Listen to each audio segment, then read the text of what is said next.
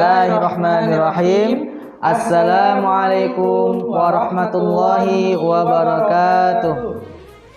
Alhamdulillahirabbil alamin wa bihi nasta'in ala umurid dunya waddin.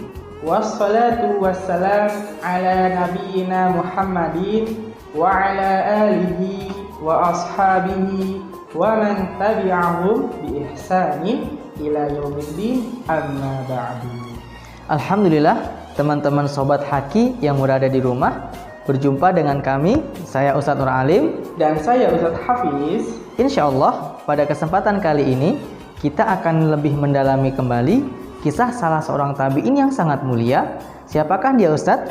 Yaitu Rabi'atur Ra'i. Ya, teman-teman sebelumnya sudah pada tahu belum siapakah itu Rabi'atur Ra'i? Kalau teman-teman belum tahu dan ingin mengetahui kisah Rabi'atur Ra'i ini, mari ikuti cerita Ustadz ya. Nah, teman-teman semua, kita awali kisah Rabi'atur Ra'i dengan mengenal sosok ayahnya. Siapakah ayahnya? Yaitu Ustadz, ayahnya yang bernama Faruh, ya, atau yang lebih dikenal dengan sebutan Abu Abdirrahman. Faruh ini teman-teman adalah mantan seorang budak dari sahabat Rasulullah Shallallahu Alaihi Wasallam yang bernama Ar-Rabi bin Ziyad Al-Harisi. Ya, terus kemudian teman-teman, Ar-Rabi bin Ziyad Al-Harisi ini adalah seorang gubernur Khurasan, ya, yang menaklukkan Sajistan. Ya, Faruh ini, ya, dengan keberaniannya, dengan tekadnya yang sangat kuat, ya, dia dapat memerdekakan, ya, Sajistan teman-teman. Ya, jadi memerdekakan Sajistan dan diapresiasilah oleh gubernurnya, yaitu Ar-Rabi bin Ziyad Al-Harisi, dan diberikan beberapa ghanimah kepada Faruh teman-teman. Nah, teman-teman semua, ghanimahnya ini sangat banyak sekali ya. Disebutkan bahwasannya ghanimah yang diterima oleh Faruh adalah jumlahnya puluhan ribu dirham. Kalau dirupiahkan, jumlahnya bisa mencapai miliaran rupiah teman-teman. Nah, ternyata Ar-Rabi bin Ziyad juga membebaskan Faruh sebelum ia meninggal. Oleh karenanya, ketika dia melihat Faruh sudah merdeka, kemudian Faruh memiliki harta, lalu dia pergi ke Madinah, membeli rumah di sana, dan menikah dengan salah seorang perempuan yang berada di Madinah, sampai suatu saat istrinya mengatakan bahwasanya Allah memberikan titipan janin di dalam rahim seorang istri yang sangat dicintai oleh Faruh ini. Masya Allah. Pada saat itu teman-teman, ketika Faruh dan istrinya, ya, sudah menikah dan tinggal di satu rumah di kota Madinah, di dalam hati Faruh terdapat keinginan, ya, keinginan dan mungkin kangen dengan apa yang dialaminya sebelumnya, yaitu berperang di jalan Allah Subhanahu wa Ta'ala. Ya, Faruh telah bulat dan tekadnya sudah penuh untuk melanjutkan peperangannya itu, ya, dalam agama Islam, membela Islam. Kemudian istrinya berkata, "Wahai suamiku, apakah engkau tidak ingin menunggu anakmu, ya, ini lahir dan engkau memberikan namanya?" Kemudian jawaban Faruh apa? Faruh menjawab dengan tegas, Ustadz, "Wahai istriku tercinta, aku titipkan engkau kepada Allah, karena sungguhnya aku pergi untuk Allah dan Rasulnya." Lalu suaminya Faruh memberikan beberapa puluh ribu dirham, beberapa puluh ribu dinar, mohon maaf teman-teman, hasil dari ghanimah yang terdahulu untuk dipergunakan selama Faruh ini pergi. Kemudian dia juga menutup dengan pesan, "Tunggulah sampai aku pulang, atau aku pulang kepada Allah Subhanahu wa Ta'ala, atau syahid di jalannya." Masya Allah, Allahu Akbar. Setelah itu teman-teman, pada suatu hari kemudian, kabar bergembira datang kepada ibunya. Ternyata anaknya telah lahir teman-teman. dengan wajah yang tampan, dengan disinari dengan keindahan. Bahkan orang yang melihatnya ini sangat bahagia sekali. Akhirnya ya, kesedihan ibunya dalam ibunya tersebut ya dikurangi kesedihannya. Karena apa? Karena telah lahir anak laki-laki yang sangat indah dan tampan. Masya Allah.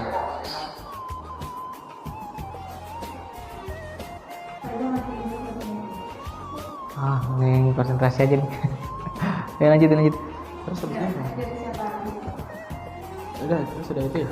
Kemudian teman-teman, waktu berjalan sangatlah cepat sehingga Farukh ini menjadi seorang anak yang diasuh oleh ibunya sendiri, tetapi dia menjadi anak yang taat, berbakti, dan menjadi anak yang sangat cerdas.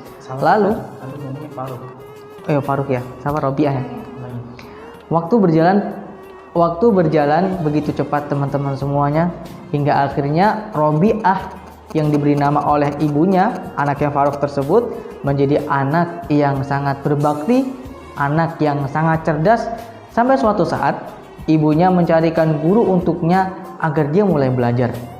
Di sanalah teman-teman Robiah belajar membaca, belajar menghafal, dari mulai menghafal Al-Quran sampai ke hadis-hadis Rasulullah SAW, mengkaji ilmu-ilmu yang mudah difahaminya sampai perkara-perkara sulit dalam agama, sehingga akhirnya Farukh menjadi salah seorang ulama terkemuka ahli fikih yang berada di Madinah. Masya Allah. Pada saat itu teman-teman, Robiah ini mempunyai murid yang sangat banyak teman-teman. Ya. Terus kemudian ada sahabat-sahabatnya itu ya belajar dengan si Robiah ini ya di kota Madinah. Kemudian ada sahabat yang berkata, yaitu bernama Yahya bin Sa'id. Aku tidak pernah melihat atau menjumpai orang yang kepandaiannya melebihi dari Robiah. Maka dari situ ya Robiah ini dijuluki dengan Robi'atur Ra'i ya, karena banyak yang sahabat itu datang kepada Robiah meminta ilmu, dari mana? Ya.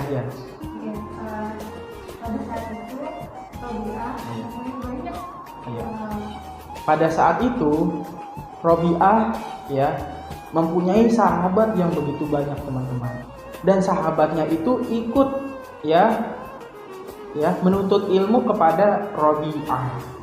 Dan suatu ketika ada sahabatnya yang bernama Yahya bin Sa'id. Ya, Yahya bin Sa'id berkata, aku tidak pernah bertemu dengan seseorang ya melebihi kepandaian dari Robiah itu. Nah, dari situ teman-teman, ya sahabatnya pun memberikan julukan kepada Robiah, menjadikan Robi'atur Ar-Ra'i. Masya Allah. Nah, ternyata teman-teman, Ar-Ra'i atau Robi'atur Ra'i itu adalah julukan yang diberikan penduduk Madinah kepada Robiah, sang ulama yang menjadi ahli fikih, yang mana keilmuannya diakui di zaman itu dan pendapat-pendapatnya diambil oleh para penduduk Madinah. Nah teman-teman, ternyata di sisi lain ibunya juga sangat-sangat merindukan kepulangan ayahnya Farukh. Sampai-sampai di suatu hari ibunya mendapatkan kabar Ustadz. Kabar yang pertama bagaimana Ustadz? Dan kemudian ibunya mendapatkan kabar teman-teman ya, bahwasannya ayahnya itu telah meninggal di jalan Allah Subhanahu wa taala. Ya, mati syahid di jalan Allah Subhanahu wa taala. Ibunya pun sedih ya mendengar kabar tersebut dan langsung berharap kepada Allah Subhanahu wa taala, mengharapkan ridhoan, keikhlasan dan pahala yang sangat banyak Ustaz. Masya Allah. Tentu hati seorang ibu yang ditinggal oleh suaminya sangat hancur Ustaz. Betul Ustaz. Akan tetapi itulah keindahan yang Allah berikan kepada orang-orang yang meninggal di jalan Allah Subhanahu wa taala. Di sisi lain, ibunya Robiah ini juga melihat kepada pertumbuhan anak yang semakin gencar dalam menuntut ilmu, yang semakin gigih dalam menimba ilmu. Sampai-sampai sahabat Rasulullah yang masih hidup pada zaman itu, salah satunya adalah Anas bin Malik radhiyallahu an, dikejar ilmunya oleh Rabi'atul Ra'i ini. Begitu juga para ulama-ulama tabi'in yang masih ada di zaman itu, Ustadz. Betul, salah satunya ada Sa'id bin Musayyab, kemudian ada Salamah bin Dinar, ada juga Al-Qasim bin Muhammad bin Abu Bakar. Sehingga kegigihan Sa'id ini, kegigihan Rabi'ah ini menjadi pelipur lara hati seorang ibu yang tengah mendapatkan kabar kematian suaminya di medan jihad. Dan di suatu malam tiba, datanglah kaum muslimin setelah usai dari peperangan jihadnya. Dan ada salah satu orang yang datang ke rumahnya, ya, ke rumahnya si Rabi'atul Ra'i ini. Ya, dan akhirnya Rabi'atul Ra'i ini dia mengira itu adalah seorang yang asing, ya, seorang yang asing. Dan pada saat itu Rabi'atul Ra'i langsung bergegas cepat, ya, menyekek orang tersebut, ya, seperti itu. Dan kemudian pada saat itu, Ustaz, ternyata ibunya terbangun, Ustadz, karena mendengar suara keributan yang berada di rumahnya. Ternyata Rabi'atul Ra'i tengah menghadang seseorang yang dikiranya adalah pencuri di dalam rumahnya. Ketika itu ibunya membawa lentera kecil dan melihat-lihat kira-kira siapa yang ditahan oleh Rabi'atul Ra'i ini.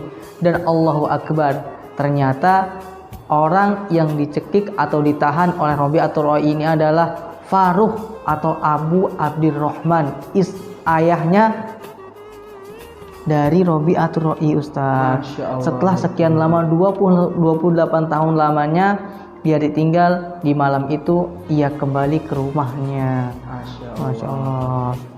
Ya, pada saat itu, ya, mereka bertiga setelah mengetahui bahwasanya ayah kandungnya sudah pulang, ya, dan akhirnya mereka bertiga berpelukan hingga sampai saat waktu subuh tiba, mereka sholat subuh secara berjamaah di masjid. Masya Allah. Ternyata teman-teman, Rabi'atul Ra'i ini adalah salah seorang ulama yang terkenal dengan keilmuannya karena kegigihan dan pengorbanan dari kedua orang tuanya. Semoga dalam kisah ini bisa kita ambil hikmah dan pelajarannya, sehingga kemudian kita bisa mengamalkannya dalam kehidupan kita. Mungkin cukup teman-teman ya. Saya Ustaz Nur Alim dan saya Ustaz Hafiz. Sampai jumpa di pertemuan selanjutnya. Assalamualaikum warahmatullahi wabarakatuh.